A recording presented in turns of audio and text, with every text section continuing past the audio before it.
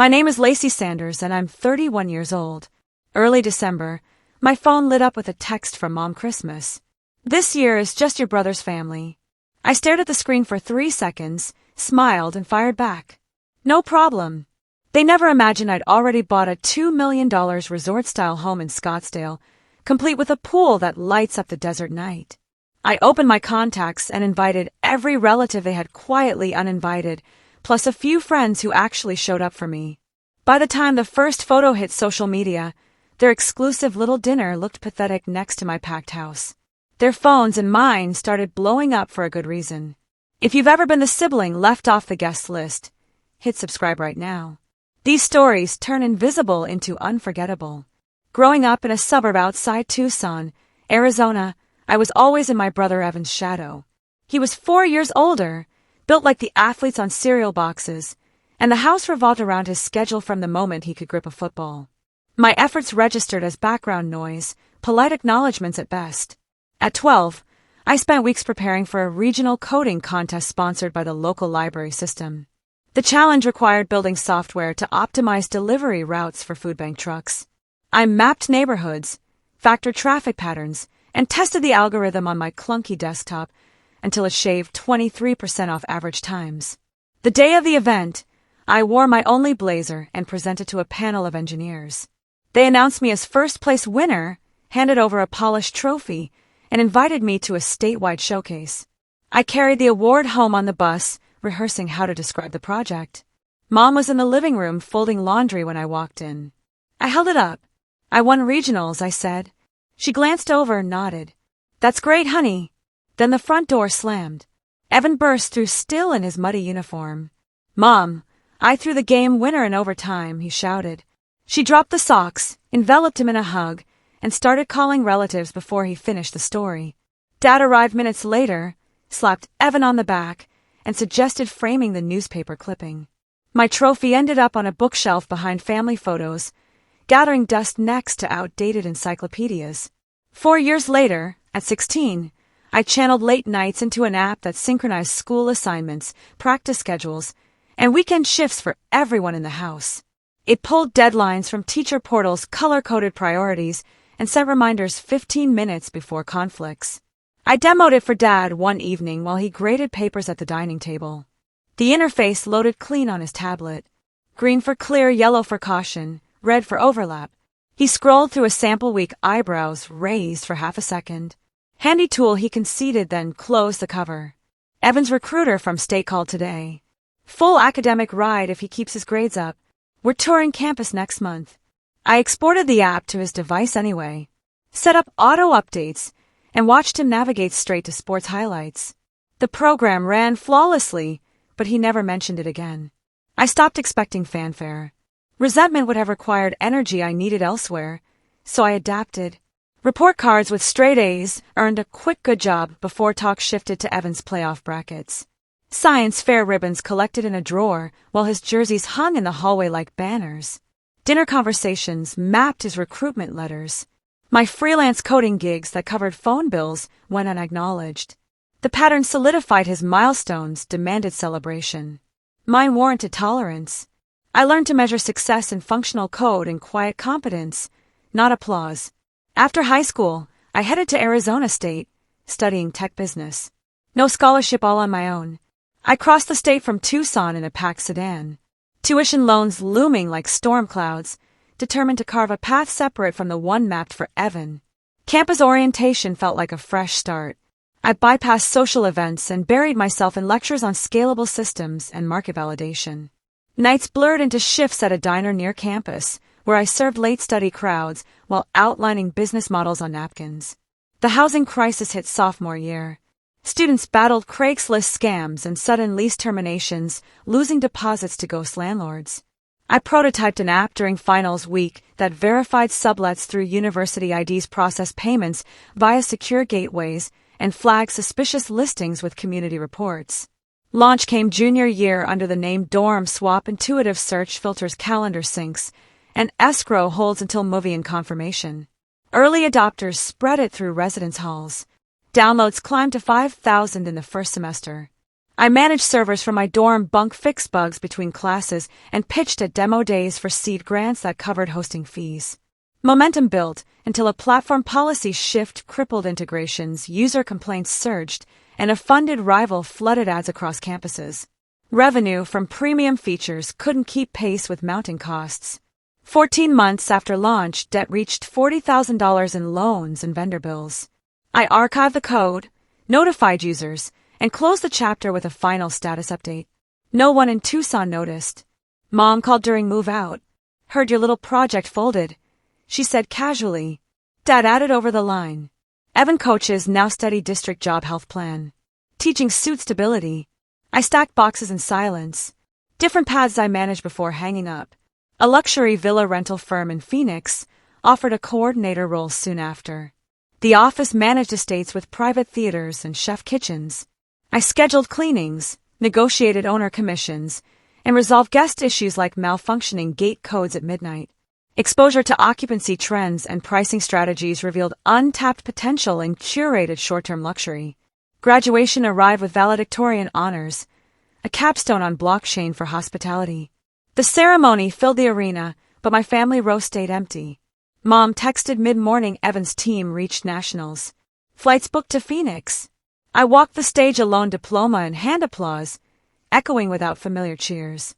A real estate tech conference downtown changed everything. During a break, I recognized Dylan Carter from Algorithm's seminar, the guy who always carried energy bars and debated scalability. We grabbed coffee and vented startup scars. He'd optimized rental yields at a boutique firm. Luxury's fragmented, he noted. Owners hate fees. Guests want reliability. Ideas flowed, vetted properties, only concierge, matching dynamic rates. We exchanged contacts and sketched LuxeStay on a notepad before panels resumed. Evan married Delaney Harper that summer, daughter of a resort empire spanning the Southwest. The wedding dominated family updates, venue tours, menu tastings, guest lists curated for influence. Mom and Dad gushed about elevated status, how the alliance opened elite circles. I sent a card from afar focusing on the blueprint Dylan and I refined nightly. At 25, I poured everything into LuxeStay with Dylan. We started in a converted garage behind his rental house, 2 laptops on a folding table, whiteboards covering every wall with user flows and revenue projections. The app curated only top-tier villas and resorts' private chefs on call helicopter transfers. No shared pools with strangers. Owners paid us to handle marketing and guest vetting. Travelers paid a premium for seamless booking and 0 surprises. We bootstrapped the first 6 months, living off savings and late-night coding sessions fueled by takeout tacos. Growth came in waves. A celebrity influencer posted about a Scottsdale estate we listed, and inquiries doubled overnight. We hired our first employee, a concierge from a 5-star hotel who knew how to source yacht rentals on demand. Word spread through private networks, hedge fund managers needing discreet getaways, tech executives hosting offsites. By year 2, we expanded the inventory to Hawaii, and Aspen added a membership tier with priority access and loyalty points redeemable for spa credits. Dylan handled engineering upgrades, while I negotiated exclusive partnerships with property management firms in Miami and Napa. We opened a small office in downtown Phoenix, then a satellite in South Beach to cover East Coast listings. Staff grew to 50 across development, customer experience, and sales teams, each vetted for discretion. Since our clients valued privacy above all, revenue streams diversified. We took a 15% commission on bookings, charged owners for professional photography and virtual staging, and launched a white-label service for boutique hotel chains wanting our tech stack without building it themselves. Quarterly reports showed 7-figure months, and venture firms started circling with term sheets. Dylan and I debated the offers over breakfast burritos, weighing control against capital. We chose a strategic partner who understood luxury hospitality and let us retain board seats. The infusion funded AI-driven pricing that adjusted rates based on demand signals like festival lineups or celebrity sightings nearby. User reviews averaged 4.9 stars, with guests raving about details like pre-talked fridges matching dietary preferences submitted during booking. 4 years in a major hospitality conglomerate approached with an acquisition proposal. Negotiations stretched over conference calls and steak dinners and Manhattan lawyers, dissecting every clause. The final deal closed at $20 million cash in stock. No earn-out cliffs. After taxes and splitting evenly with Dylan, $10 million landed in my account. I stared at the wire confirmation for a full minute, then closed the banking app and started house hunting. Scottsdale real estate agents flooded my inbox with listings, but one property stopped the scroll. A 5-bedroom contemporary built into the desert hillside infinity pool cascading toward Red Rock View's outdoor kitchen with a pizza oven and a guest casita separate from the main house. The layout screamed resort fire pits, circling a central courtyard, smart shades that lowered at sunset, a home theater with recliners that vibrated during action scenes. I walked the grounds at dusk, felt the quiet wrap around me, and made a cash offer that night. Escrow closed in 21 days, and I signed the papers in jeans while the seller toasted with champagne. $2 million exchanged hands, and the keys felt heavier than any trophy. I kept the purchase off family radar. Annual Christmas trips to Tucson continued like clockwork. I flew commercial into Tucson International, rented a mid-sized sedan, and crashed on the same pull-out couch in the basement. Mom asked about work. I said I managed guest services for a hotel chain, which wasn't entirely false. Dad nodded approval at the study hours, compared it favorably to Evan's coaching schedule. Delaney hosted holiday dinners in their new build with a chef's kitchen, and I brought store-bought cookies to avoid questions. No one noticed the designer watch or the subtle shift in my posture. To maintain the house in Scottsdale without constant travel, I hired Blake as property manager. He came recommended by a Lux owner, former military meticulous with checklists discreet as a vault. Blake coordinated weekly cleaners who used hypoallergenic products, scheduled pool chemistry tests, and stocked the pantry with essentials before I flew in. He installed security cameras tied to my phone, arranged landscaping that survived 100-degree summers, and handled HOA correspondence, so I never saw a single email. The first time I arrived after closing, he met me at the gate with a folder of warranties and a cold bottle of sparkling water. "Everything's ready, Miss Sanders," he said. I corrected him to Lacey, handed over a spare key fob, and watched the automatic gates close behind my car. For the first time, the place felt like mine. Early December, my phone buzzed with a text from Mom. The message popped up while I scrolled emails at the kitchen island. "Christmas this year is just Evan's family. We wanted to intimate with Delaney's side. They own that big resort chain." I read it twice, set the phone face down, and felt the old familiar twist in my stomach, the one that said my spot at the table had shrunk again. No explanation, no apology, just the assumption I'd roll with it like always. I opened the family group chat on mute for years and started dialing numbers I hadn't touched since last holiday. Uncle Frank picked up on the second ring, sounding surprised to hear my voice. "Your mom said the guest list is tight this year." He grumbled after I asked. Something about keeping it classy for the in-laws. Aunt Jessica echoed the same line when I called her next, adding that invitations went out weeks ago and her name wasn't on any envelope. Aunt Diane laughed bitterly over speakerphone while wrapping grandkids' gifts. "They told me the house can't fit everyone, but I know it's about who looks good in photos." By the 15th call, the pattern locked in. Every relative outside Evan's immediate circle got the polite brush-off excuse for not being on brand with Delane's upscale crowd. The idea formed mid-conversation with a cousin in Sierra Vista. Instead of sulking, I'd host my own. I texted Dylan for backup. He replied with a thumbs up and a spreadsheet template. Within an hour, I drafted invites to the exact people Mom excluded.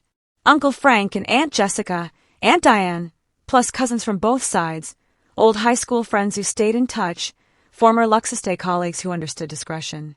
The list hit 32 names, a mix of blood and chosen family tired of playing second string. I sent a simple message Christmas Eve at my place in Scottsdale. "Flights on me. Say yes." Confirmations rolled in faster than booking confirmations during peak season. Logistics kicked into gear. The same afternoon, Blake pulled airport schedules and booked first-class tickets out of Tucson, Phoenix, and Flagstaff, timing arrivals to avoid holiday delays. He arranged private SUVs with drivers holding signs at baggage claim, routes mapped to beat Phoenix traffic. I contacted a catering company I'd used for client events and secured Marco as head chef. He specialized in Italian fusion, perfect for a crowd craving comfort over pretense. We planned a menu around build-your-own pasta stations, wood-fired pizzas from the outdoor oven, and a dessert bar with tiramisu shots in edible cups. Marco emailed ingredient lists. I approved premium cuts and imported cheeses without blinking at the invoice. Gifts came next, personalized to show I paid attention. Uncle Frank golfed every weekend, so I ordered a custom driver fitted to his swing specs engraved with his initials. Aunt Jessica collected vintage jewelry. A pearl necklace from a Tahiti supplier arrived in velvet boxing. Aunt Diane coached youth soccer. I wrapped noise-and-selling headphones for plane rides and a luxury spa voucher for post-season recovery. For the kids' tablets, preloaded with games and parental controls, adults got monogrammed leather travel pouches stocked with noise-and-selling earbuds and portable chargers. I addressed each package myself, tying ribbons that matched the desert sunset palette Blake suggested for decor. Venue prep fell to Blake entirely. He hired extra staff for setup crews, stringing market lights across the courtyard, technicians syncing the sound system for background jazz florists, arranging centerpieces with succulents and white roses. The infinity pool got a full drain, and refill water warmed to 82 degrees for anyone brave enough to swim. In December, he stocked the bar with top-shelf tequila and a Slayer curated wine selection, plus non-alcoholic options for designated drivers. Guest rooms received fresh linens, robes monogrammed with initials, and welcome baskets holding local dates and prickly pear candies. Blake ran checklists like a general, confirming every detail down to the exact number of champagne flutes. By the time the last RSVP locked in, the house hummed with controlled chaos. I stood on the patio one evening, watching workers test the fire pits, and realized this wasn't revenge. It was reclamation. The people flying in had celebrated my quiet wins when no one else bothered. Now they'd see the life I built without fanfare. Mom's text stayed unanswered in my notifications, a reminder of the line I finally drew. Christmas Eve morning. I was checking the patio lights. The strands glowed soft amber against the stone, reflecting off the pool's surface like scattered coins. Blake had finished the final walkthrough an hour earlier, confirming every outlet worked, and the backup generator stood ready. I adjusted one bulb that flickered, then stepped back to survey the courtyard transformed into an outdoor dining room under the open sky. The first SUV pulled through the gates at 10 sharp. Uncle Frank stepped out in his best polo, eyes widening as the driver unloaded luggage. He turned in a slow circle, taking in the casita wings and the hillside beyond. "Lacey, this isn't a house," he said, voice cracking. "This is a damn resort in Scottsdale." I laughed and hugged him, feeling his shoulders shake with disbelief. Aunt Diane arrived minutes later, heels clicking on the paver stones. She stopped at the threshold, hand over mouth, tears spilling before a word left her lips. "You did all this," she whispered, pulling me close. "And they tried to leave you out." Guests filtered in waves, each reaction building on the last. Cousins snapped photos by the entrance fountain. Former colleagues marveled at the golf simulator in the lower level. Dylan mixed mimosas at the outdoor bar, trading stories with old Luxey developers who flew in from Miami. Kids discovered the heated pool and cannonballing despite the cool air their parents too stunned to scold. Marco directed his team from the pizza oven flipping dough with theatrical spins while sauce simmered in copper pots. The scent of garlic and basil drifted everywhere, mixing with pine from the 12OT tree dominating the great room. We moved the feast outside as sunset painted the mountains pink. Long tables stretched 20-foot end to end, draped in linen, the color of desert sunset with chargers that caught the string lights. Marco presented family-style platters. Lobster ravioli and saffron cream. Ubucco falling off the bone grilled vegetables, glazed with balsamic from manna. Wine flowed from bottles uncorked with practice pops. Conversation rising in layers. Laughter from one and quiet catching up at the other. Uncle Frank raised his glass mid-meal. To the host who turned exclusion into the best Christmas any of us have known. Cheers echoed off the stone walls. The doorbell chimed at 7:30, cutting through the music. Blake answered and returned with a petite figure bundled in a wool coat. Grandma Ellen shrugged off the garment, revealing a festive red sweater despite the desert warmth. "I told your mother I had the flu," she announced, eyes twinkling. "Caught the first flight out instead." She hugged me, so tight my feet lifted off the ground. No way I'd miss the sweetheart. Not after what they pulled. She settled at the head table like she belonged there all along, accepting a plate from Marco and charming the kids with stories of my awkward middle school phase. Dylan captured the moment on his phone group shots around the tree. Grandma Ellen toasting with sparkling cider, the pool lights shifting from blue to gold. He posted a carousel to Instagram with a caption, "Family is who shows up in Scottsdale."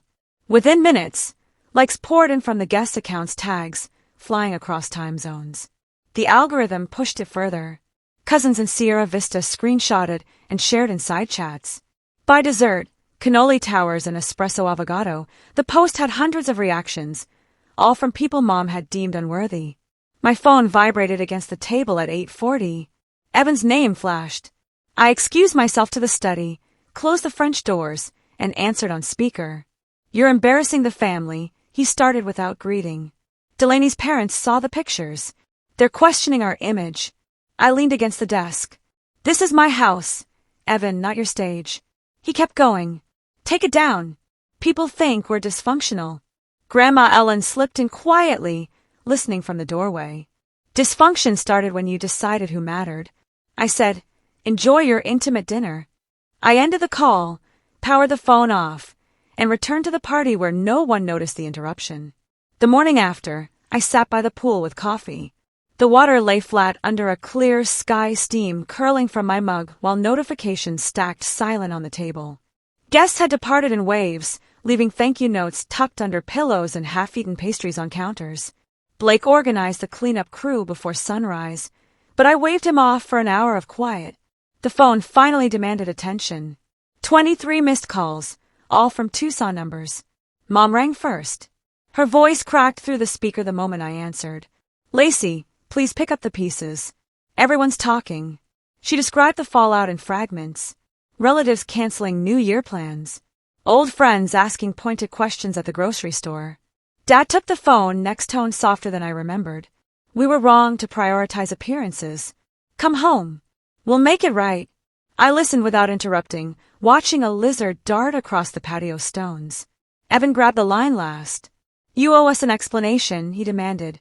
"Delaine's father pulled the endorsement deal, 6 figures gone because of your stunt." I set the mug down. "I don't owe anyone a performance," I replied. "I chose peace over pretending." Mom sobbed in the background. Evan muttered about lawsuits.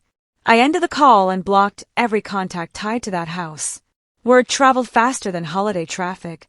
A cousin in Sierra Vista forwarded an email from Delaine's father, citing brand misalignment as reason to terminate Evan's ambassador contract with the resort chain. The agreement had promised quarterly shoots at flagship properties, social media takeovers, and a clothing line launch. All vanished overnight. Evan's coaching side gig stayed intact, but the loss stung publicly.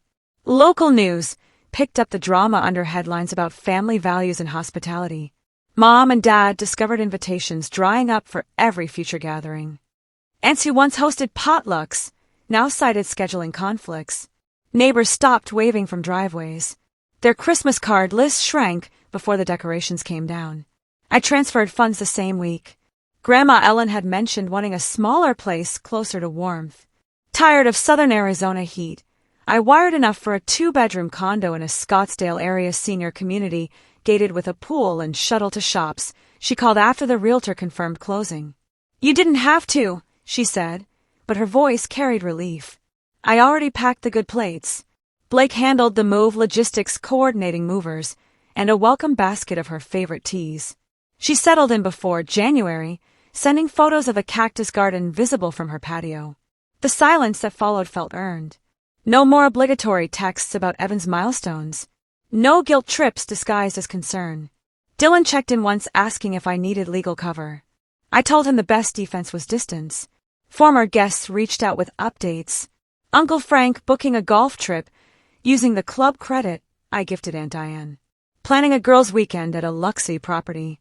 Their messages carried gratitude without expectation. I replied to each, keeping threads open for people who showed up when it counted. Looking back, the lesson crystallized over quiet mornings like this one. Favoritism doesn't just hurt the overlooked, it poisons the favored, too, building expectations no one can sustain. Evan learned image is fragile when truth goes viral. Mom and Dad discovered social capital evaporates without genuine connection. I learned boundaries aren't walls, they're doors I control. Success shared selectively builds real community. Success flaunted for approval breeds isolation. I don't carry hate anymore. Resentment takes space better used for people who choose me without conditions. Christmas now belongs to those who travel across states to sit at my table in Scottsdale, who celebrate wins big and small, who ask how I'm doing and wait for the answer. Thank you for listening to the end. If this story hit home, drop your thoughts in the comments. What would you have done differently or the same? Share it with someone who needs to hear they're enough. See you in the next one.